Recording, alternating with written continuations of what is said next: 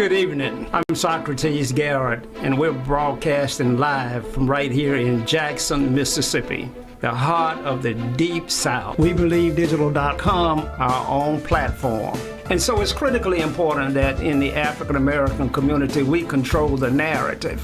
I look forward to receiving opportunities to show and advertise your products for goods and services and to move your brand along in this community. We're broadcasting live on Facebook on We Believe Digital podcast with shows like this to bring articulate, intelligent conversations and dialogue to our platform. So I'm here to continue sounding the alarm. This is how the South is going to rise again.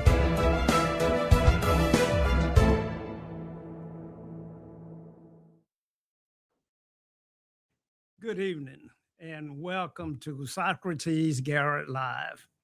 We're broadcasting live from right here in Jackson, Mississippi. Mississippi, my hometown. I call it my hometown because we have less than 3 million people in the entire state, and 45% of those are minorities. 40+% are African Americans. So you see, we're a small state. We have fewer people than they have in the city of Houston, Texas. In the whole state, I can drive from days and days and days and not see anybody. We got the greenest grass and the cleanest air of any state in America. We have beautiful coastlines where the ocean is there for you to enjoy. We have transportation outlets, Interstate I-55 and I-20 intersects right here in Jackson, Mississippi.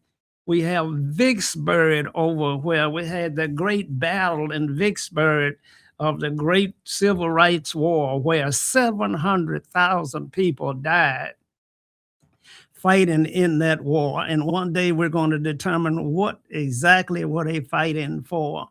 Then you got Port Gibson, Mississippi, the town that Grant said is just too pretty to burn. So he did not burn it the way he burned down Jackson.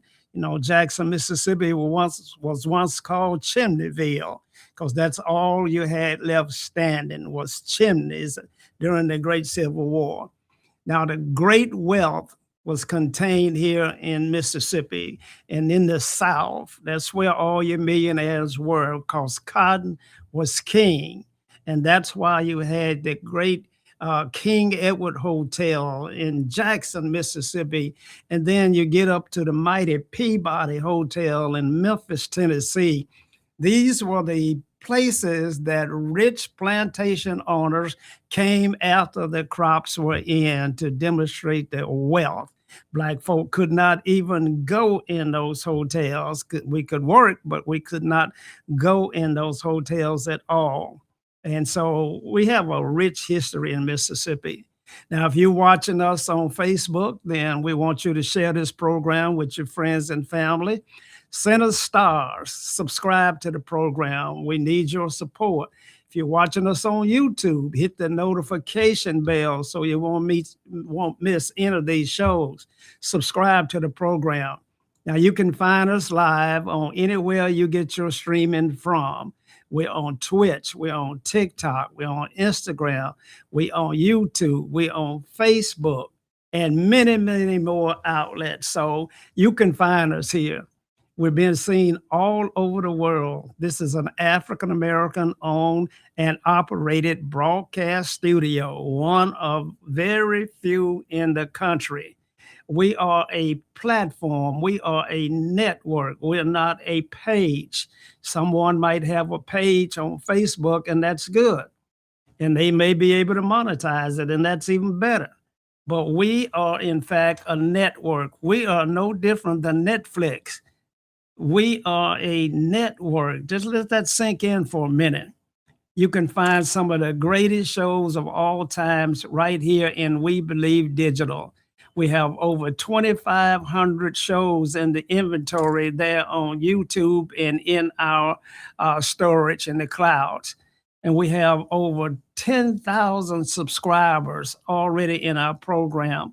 You know, I did one video on TikTok several years ago, and I talked about my experience in Mississippi. And in less than 30 minutes, I had 250,000 views and 15,000 subscribers.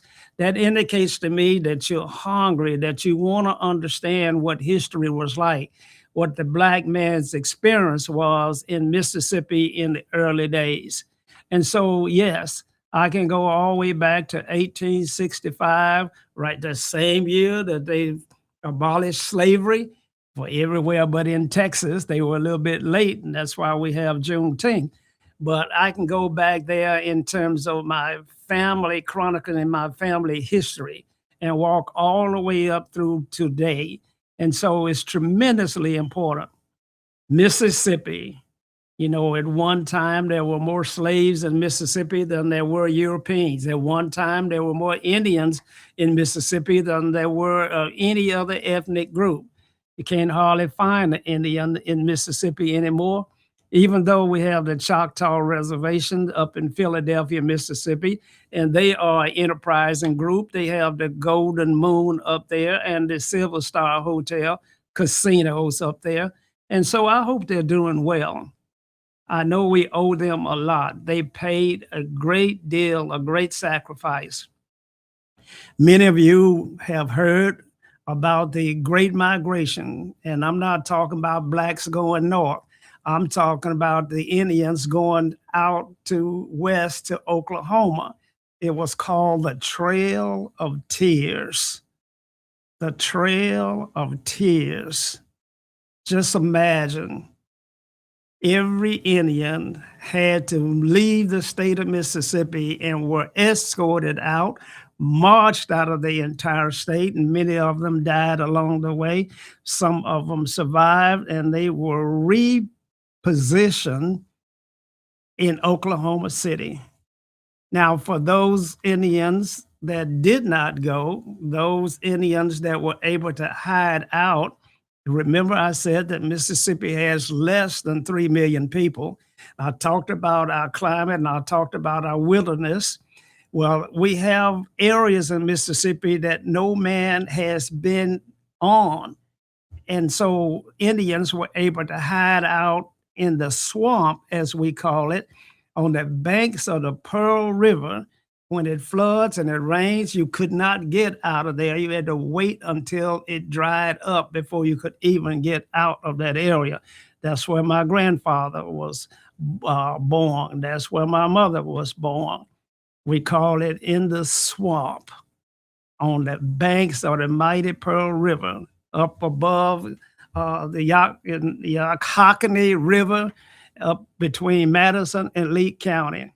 For example, my grandfather's house set on both counties. The middle of his house, one part was in Lee County and one part was in Madison County. He chose Lee County as his home seat, but he could have chosen Madison County just as well. And they had lots of land. It was not unusual for Blacks to have a section of land. That's Many of you don't have any idea what a section of land is because you don't own any today. But a section of land is 640 acres, and many Blacks had that. Now, what do we have now? We raised everything that we needed, and we only came out of the swamp very rarely, very seldom did we come out of there because we produced everything that we needed. Now, I'm going to be bringing you a series of shows, and we're going to go back and we're going to deal with Mississippi history in its past, and we're going to come right up through today. And we're going to talk about the changes and the progress, and we're going to talk about the setbacks. This has been a brief presentation from Socrates Garrett Live right here out of Jackson, Mississippi. We're going to go to a commercial break. Y'all stay tuned. We'll be right back. Socrates Garrett ENT.com is a diversified firm specializing in recycled aggregates and crushed concrete. Socrates Garrett ENT.com's recycled materials provide the construction industry with significant economic and environmental benefits by recycling clean concrete rubble into M.DOT grade rock materials. Recycled aggregates and crushed concrete can be applied to driveways, road construction, bank protection, parking lots, general bulk fills, and more. By using Socrates Garrett ENT.com's crushed concrete products, anyone from homeowners to general contractors can help reduce landfilled concrete waste, conserve natural resources, and gain significant economic savings on materials and disposal costs. For more information, please call 601-896-0084 or visit us online at SocratesGarrettENT.com. Have you had your Earthblend coffee today? At Earthblend Coffee, we take pride in offering you the very best of beans across the world, blended and roasted to perfection, giving you superior quality and satisfying and flavorful taste. Experience the world in one cup with Earthblend Coffee. To order, visit earthblendcoffee.co now. Many of you know me. I am a serial entrepreneur. I try more things than most people even dare to think about. When I think about the number of businesses that I have started here in Mississippi over my 40-year career, I'm even amazed and surprised at some of the things that I've attempted to do. I've been tremendously successful with some, and I've experienced some setbacks with others, but never have I been discouraged. Even though the state of Mississippi is the poorest state in the nation, and if you are an African-American business owner in the poorest state of the nation, it's going to be more difficult for you to succeed than if you were in a place where the economics were booming. Mississippi does not boom nor bust. Our economy just remains on the bottom.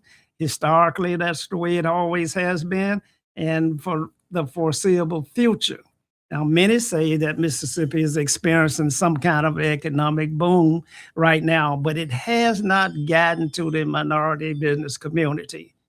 I always say that in this state, we spend $5.5 billion for contract expenditures, of which African Americans get $40 million out of $5 billion, and yet we're 40% of the state's population.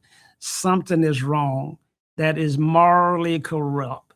If you were a visionary leader and that was happening to any member of your family, if you had children and one child was only getting 1% or less than 1% of the food that the rest of the family was enjoying, you as a parent would not be able to sleep with yourself, and you would be chastised.